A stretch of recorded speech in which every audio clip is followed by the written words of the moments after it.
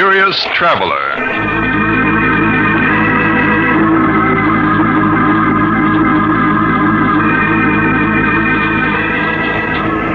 This is the Mysterious Traveler, inviting you to join me on another journey into the realm of the strange and the terrifying.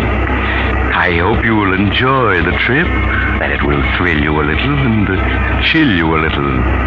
So settle back and get a good grip on your nerves, if you can.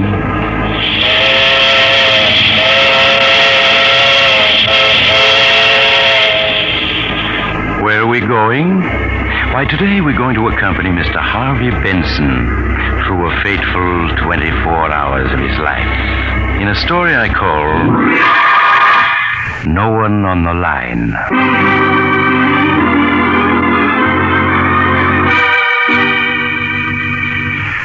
Our visit with Harvey Benson begins on a Wednesday evening in summer. Harvey, a self-made businessman, is smoking a cigar and reading the paper, while his wife, Linda, reads a book. It's really quite a picture of peaceful domesticity. Well, that's that. Nothing much in the paper tonight, dear. It's too bad your poker game tonight fell through, darling. I know how you look forward to Wednesday evening. Oh, well, it doesn't matter. Good book you're reading? Oh, yes. Yes, it's very exciting. It's a new murder mystery everybody's talking about. I would have guessed it was rather dull from the way you've been looking at the same page for 10 minutes now. Oh, was I? I must have been wool gathering. Well, I guess I'll go... Oh, the phone. I'll get it, Linda. No, sit still, Harvey. You're tired. I'll answer. No, I insist, my dear. Hello. Hello. Hello. That's funny. No one on the line. Well, how strange. Maybe the phone's out of order. No, I heard the click as someone hung up when I answered. Oh, but it's not worth wondering about. It's getting late. What do you say we turn in?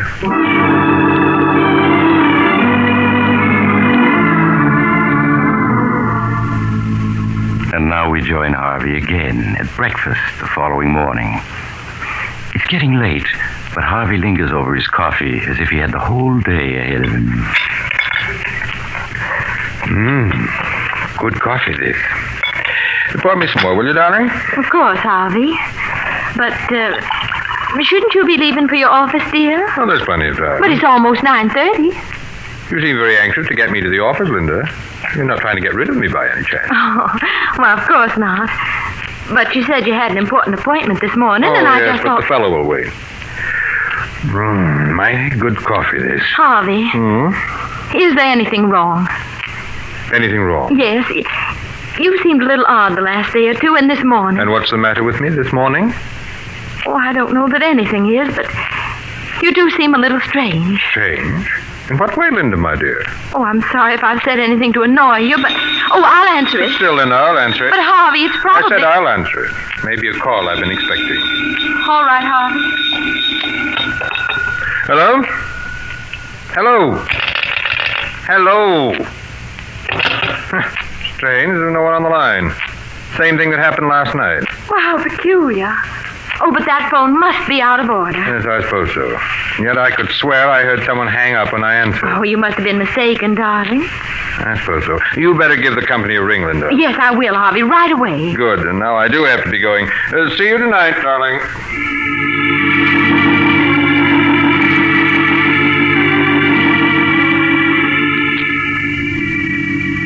So now we accompany Harvey Benson to his office. Because we're spending one complete day with him, remember? His office is large and luxurious, reflecting the success Harvey Benson has achieved in the world by hard work and constant vigilance. Once arrived there, Harvey plunges into his work, until shortly before noon, the sound of the inter-office phone arouses him. Excuse me, Mr. Benson. Oh, yes, Miss Johnson? Mr. Mungo is here to see you. Shall I send him in? No, ask him to wait. I'd like to see you for a moment first, Miss Johnson. Certainly, Mr. Benson. I'll be right in. Yes, Mr. Benson? Sit down, please, Miss Johnson. Yes, sir. I brought my book. You won't need it. I just want to chat with you for a moment. I don't understand, Mr. Benson. I just want to talk to you, that's all. I don't believe you and I have ever talked before as person to person, have we? No, sir, we haven't. And you've been with me 7 years, isn't it? It's 7 years next month. 7 years, and we've never talked as equals. But then, I've never needed advice before. You've noticed that I never ask advice, I suppose. Well, yes, I have, Mr. Benson. Make your own decision and act upon it, is my motto. And yet, now I'm going to ask your advice as a woman, not as a secretary. Well, I'll try to be helpful if I can. Good. Now then, picture for yourself a woman who has always been very practical and, well, let's say rather cold. Suddenly this woman becomes dreamy and absent-minded. She stands for minutes at the window, looking at nothing. You speak to her. She doesn't hear you. What would you deduce from that? Why, I'd say she was in love. Excellent. Now, suppose this woman is married. Suppose on several occasions when her husband is in the room... You're following me, aren't you? Oh, yes, sir. Suppose on these occasions the phone rings and this married woman answers. And each time she tells the party calling he has a wrong number. What then? Why, I suppose that could happen. But now, Miss Johnson, suppose on several occasions the husband answers and the party at the other end hangs up without speaking. Why, it sounds like someone trying to call the wife without her husband knowing about it. Exactly. I felt sure I couldn't be wrong. But it's helpful to have your opinion and back me up. Thank you very much, Miss Johnson. Why not at all, Mr. Benson? And now please send in Mr. Mungo. Yes, sir, right away. Mr. Benson will see you now. Okay, sister. Good morning, Mr. Benson. Come in, Mungo, and close the door. Sure, Mr. Benson. Sit down. Yeah, sure. You have the information for me? Everything's right here in my report. Good, let's have it. I checked thoroughly on the 4 names you suggested. And which one was she meeting? I only witnessed one meeting, Mr. Benson. The other time, she gave me the slip. Then you don't know your business. Well, what she did was go to Duke and Baker's department store, take a dress into one of the fitting rooms, and then leave by another door. I couldn't very well follow her there. You should have managed it somehow. Never mind that. What did you learn? I'll give you the general report first before mentioning names. All right, do so, but don't dawdle about it. Yes, Mr. Benson. As you'll see, I've called the 4 individuals you suggested parties A, B, C, and D. Yes. Now, party B, Mrs. Benson knew before her marriage, but I found no evidence they have ever communicated since. Yes, go on. Parties C and D she also knew before she became Mrs. Benson, and from time to time she's seen both of them since. But those meetings appear to have been accidental. Maybe so. Get on with it. But party A, the architect one, I traced him back to Atlanta. That's his hometown. Yeah? She comes from Atlanta, too. Yes, they went to high school together, were sweet on each other for a year or 2. He used to keep her picture in his room. Oh, he did he? Yeah. And since he reached New York 3 months ago, he's phoned her 4 or 5 times, according to the switchboard operator at his apartment house. Yes, of course. I remember how excited she was when they met at the Jennings dance 2 months ago.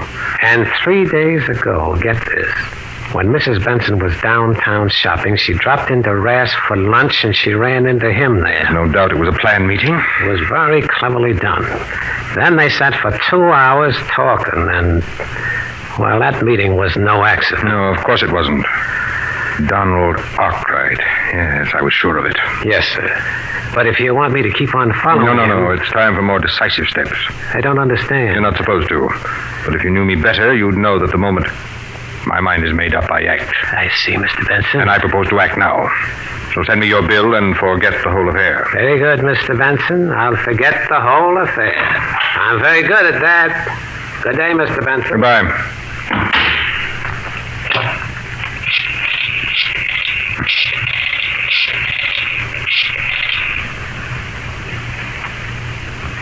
Hello, Donald Arkwright speaking. Oh, hello, Arkwright. This is Harvey Benson. You remember me, Linda's husband? Yes, of course, Mr. Benson. How are you? Fine, thanks. I'm calling because I need an architect. Oh, and you wanted me Yes, to... I'm going to put up a summer place out on Long Island, and I wanted you to draw the plans. Well, that's great, Mr. Benson. Now, what kind of sight have you? I'll do better than tell you. I'll show it to you. That is, if you're free to drive out with me this morning. Well, I do have an appointment. Cancel it. This will be well worth your while, I assure you. Well, all right, I will, Mr. Benson. Good. Then I'll pick you up in my car. Say about 45 minutes. All right, that'll be fine. I'll be looking for you. Good. I'll see you shortly then. We'll have lunch on the way. Miss Johnson, Yes, Mr. Benson? I'm leaving for the day. Cancel any appointments I may have.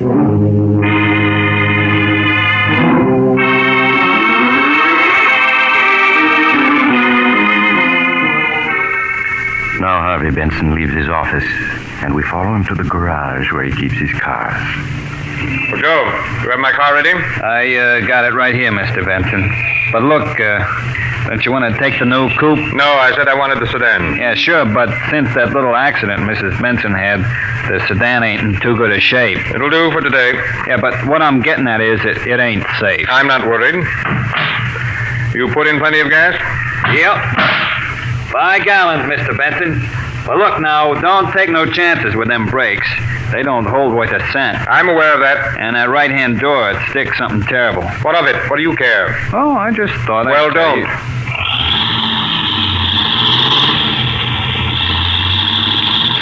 Golly, he's certainly in a hurry. With them brakes the way they are, he'll kill somebody if he ain't careful.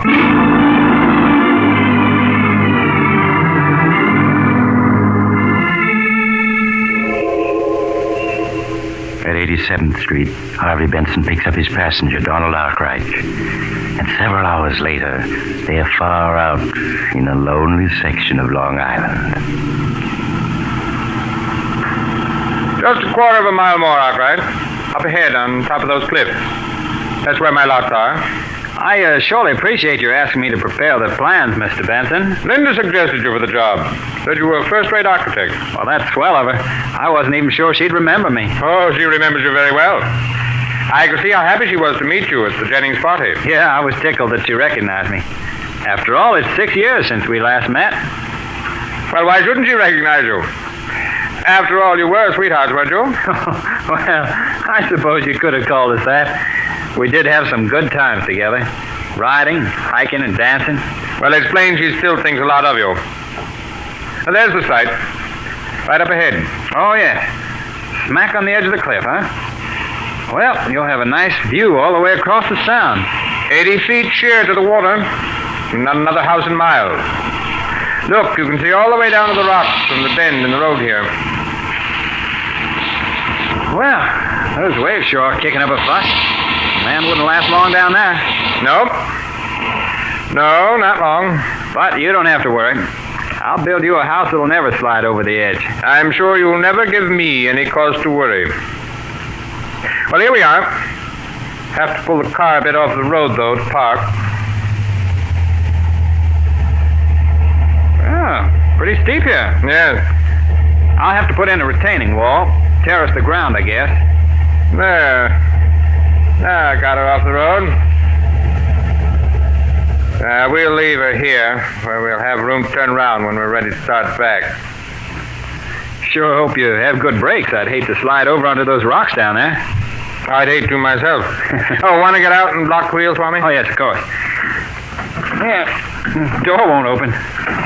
Seems to be stuck. That's right, that door does open hard. Never mind, I'll get out on this side and block them. Well, say, aren't you forgetting to set the brakes? Not necessary. But this slope is steep here. I know what I'm doing. But look, the car's moving already. It's starting to roll forward. Yes, it is, isn't it? And it'll keep on rolling. Mr. Benson? I can't stop your car. The brakes won't hold. Mr. Benson, it's gone over the cliff. It's gone over the cliff! Harvey stands there, watching the car roll toward the edge, while his passenger struggles frantically to get out. It only has 10 feet to go, 5 feet, and then on the very edge, the wheels twist against a rock, and the car stops. Harvey runs down the slope and reaches the spot just as Donald Arkwright manages at last to scramble out. Mr. Benson, you did that on purpose. Yes, Arkwright, I did. You tried to kill me. Exactly, I tried to kill you. But why? You must be crazy. No, Arkwright. terrified, only myself. If you knew me better, you'd know that no one tries to take anything away from me without suffering for it. What are you talking about? You know what I'm talking about. What's mine is mine. And everything that's mine, I keep. You are crazy. I can see it. Get away from me. Take your hands off of me. No, get right. You haven't a chance. Let me go, I say. You'll do nothing. In this world, a man has to be strong and ruthless to stay on top. And I'm close. No, you're pushing me toward the edge. Let me go. You're going over, do you hear? You're going over. No!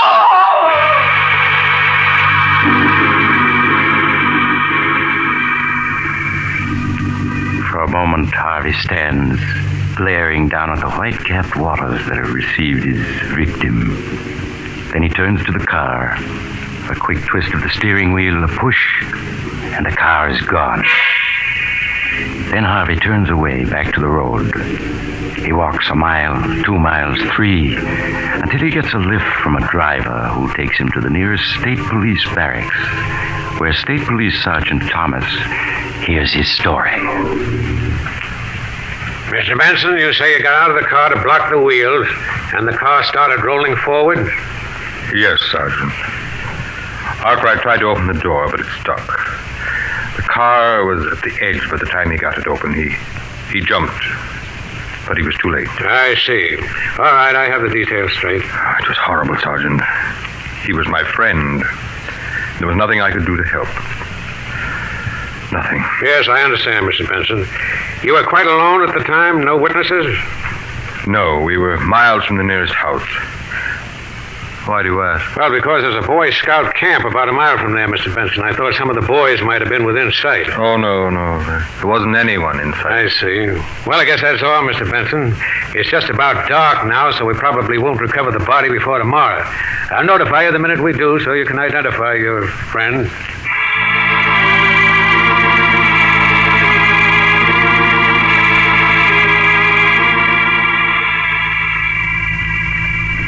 And so, late in the evening, Harvey returns home to find Linda waiting for him anxiously. Is that you, Harvey? Yes, my dear, it is. Well, I waited in as long as I could, and then I went ahead and ate. Shall I fix you something now? No, thank you. I've eaten. Let's sit down, Linda. I'd like to talk to you. Why, of course, Harvey. Do you have the phone fixed? The phone? Oh, no, I called the company, but they said there was nothing wrong with it. I see. Well, they were quite right. I discovered that the trouble was from another source. I don't think I understand you, Harvey. Linda, my dear, do you consider me a fool? Well, of course not. Don't you suppose that I've known what was going on for some days now? Just what do you mean, Harvey? When a woman suddenly takes to mooning around the house, staring out the window, not answering when she's spoken to, the signs are unmistakable. Are you speaking about me, Harvey? And when that same woman gets several phone calls while her husband is in the room and each time tells the caller, "I'm afraid you have the wrong number. There's no one here by that name," it would be a very stupid husband indeed who failed to notice. Yes, I suppose it But would. the crowning touch was those calls when there was no one on the line. One several days ago, one last night, and now one this morning. But, Harvey, I answer and there's no one on the line. But who's there when you answer? That's what I want to know, Linda. Well, what have you to say? There isn't much I can say, Harvey. Oh, then you admit it. Those calls were from someone I wasn't supposed to know about. Someone you're in love with. Yes. Someone I'm in love with. Someone I've been trying to bring myself to tell you about. Someone you've been meeting at Tawdry Rendezvous. Nothing of the kind. We've met, yes. But they've been perfectly innocent meetings, lunch, and a walk in the park. Nothing worse than that. You're a fool to expect me to believe that. Yes, I suppose I am. And yet it's the truth. Well, it doesn't matter. But may I inquire what your plans are? I want a divorce, Harvey. So that you can marry this unknown who telephones you and then hangs up when I answer. Yes. And I'm sorry that ever happened. It was my fault. I suggested it. You see, I was afraid of you, Harvey. Afraid? Of me? Of your loving husband? I was. But I'm not anymore. I only want to be free of you. Free to marry the man I really love. Very interesting, my dear, but slightly impractical. Do you really think I'd let anyone take you away from me? I'm afraid you have no choice. Well, you're wrong. It's you who have no choice. You're penniless, Linda. You have no family, no money, no training. You have only me. What are you trying to say? I'm just leading up to a story I have to tell you, Linda. A very tragic story which occurred only this afternoon.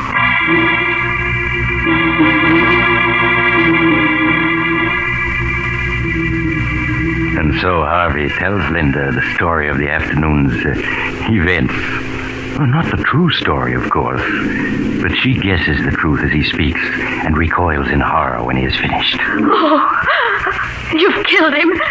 You deliberately murdered him. Nonsense. It was a tragic accident. The police have already exonerated You me. killed him? Oh, no. No, I don't believe you. You're just trying to torture me. You know me better than that. You know that what I have I keep at any cost. Then you did kill him. You're a murderer. Don't be hysterical, my dear. I shall be forced to discipline you. I'm going to the police. I'm going to tell them the truth. Linda, come back here. No, you can't stop Linda, me. come back. Come back, I say.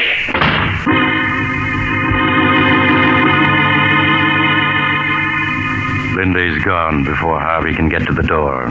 Harvey pauses, irresolute. Then he shrugs, turns back, sits down, lights a cigar.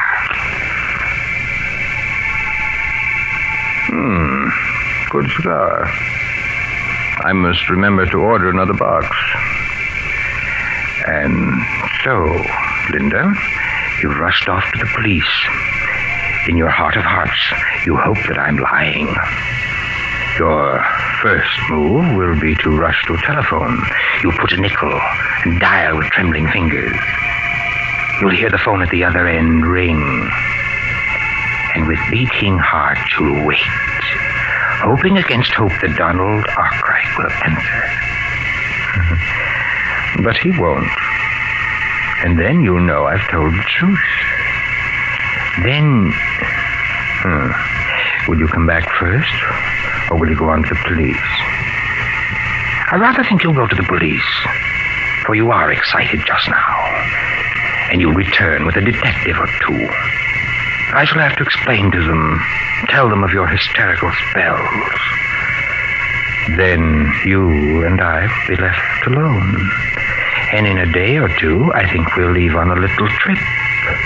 Yes, up to my hunting lodge, where we can be alone there, and we'll get to know each other well again. Very well. And in the future... the bell. So you're back already, Linda. I guessed wrong. Just a moment, my dear. I'm coming. Harvey crosses to the door, opens it, and recoils in surprise. Good evening, Mr. Benson. Well, if it isn't Sergeant Thomas. And I see my wife is with you. Yes, we met in the lobby. She came back up with me. I'd like to come in. Why, of course. After you, Mrs. Benson. These other men will wait out here. Thank you, Sergeant. And now do sit down, Linda. And you too, Sergeant. Oh, cigar. No, thanks. We might as well waste no time, Mr. Benson. We've recovered your friend's body. Already? But surely you didn't come here to tell me that. They know you killed him, Harvey. They know. Please, Linda, you must forgive my wife, Sergeant. She's overwrought. I suppose she's been babbling some nonsense or other to you? She told me a story. I don't think it's nonsense. Of course it is. She's hysterical. But there were witnesses, Harvey. There were witnesses. What? That's absurd. There was no one within miles. Except a camp of Boy Scouts. 4 of them with a scoutmaster were lying in the grass half a mile away when you drove up. They were watching for birds with field glasses. You're lying. And with natural curiosity, they turned their glasses on you. They saw your struggle on the cliff. No, you're lying. They went to another police barracks to report, or I'd have been here sooner. Here are copies of the affidavits they signed. Affidavits? Here. Look them over. Affidavits. 5 of them. Yes, they seem to be in order. So there were witnesses. I dare say their evidence is unshakable. You haven't a chance, Benson. Well, those men outside are city detectives. Are you going to come quietly? Yes. Why not? What else is there to do? You're caught, Harvey, And I'm glad. Yes, I'm caught. But precious little good that'll do you, Linda, because he's dead. Do you hear? Donald Arkwright is dead. Donald Arkwright? Yes. You wonder how I knew it was he, don't you? Well, I hired a private detective. Oh. And he discovered that Arkwright had been phoning you, that you'd been slipping away to meet him. He managed to follow you to one of those innocent luncheons. That luncheon? But that meeting was an accident. A very clever accident, but not clever enough to save Arkwright, because he's dead, do you hear? And no matter what happens to me, I've beaten you. You're insane. You always have been with your lust for power, and I never guessed it till now. Fine words. But they won't change the fact that your beloved is dead and that I've taken him from you. You killed Donald Arkwright because you thought I was in love with him. You've killed the wrong man. No, I didn't. It was Arkwright. I know it. Oh, no. Don Arkwright was just an old friend. The man I love is someone you've never met, whose name I see now you don't even know. I don't believe you. You've committed murder and you've been caught, and all for nothing. No. And that knowledge is worse to you than any punishment the law can inflict. You're lying. It was Arkwright who phoned and hung up when I answered. I tell you it was. It couldn't have been anybody else. No. Better answer it, Mrs. Benson. No, I'll answer it.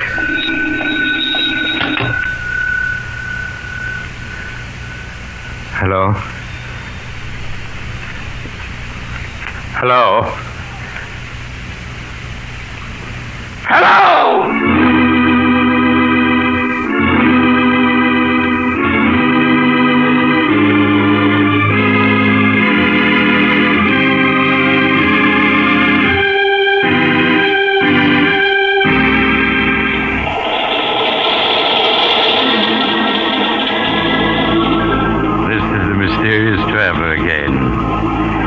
Well, that was rather a hectic 24 hours for Harvey Benson, wasn't it? He shouldn't have been quite so sure of himself. It never pays. Those phone calls now. If you get any calls and find there's no one on the line, don't be quite as hasty as he was. You might get into a bad jam. I know someone else who didn't wait to make sure of his facts, and he... Oh, you're getting off here. I'm sorry. But I'm sure we'll meet again. I take this same train every week at this time.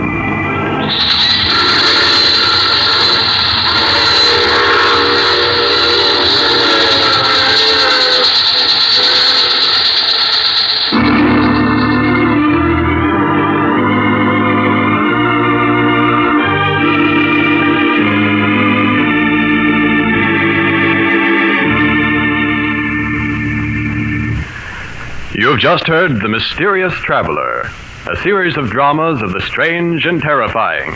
In today's cast were Maurice Tarplin, Ted Osborne, Mary Jane Higby, Jack Manning, and James Van Dyke. Original music was played by Doc Whipple. The Mysterious Traveler is written and directed by Bob Arthur and David Cogan.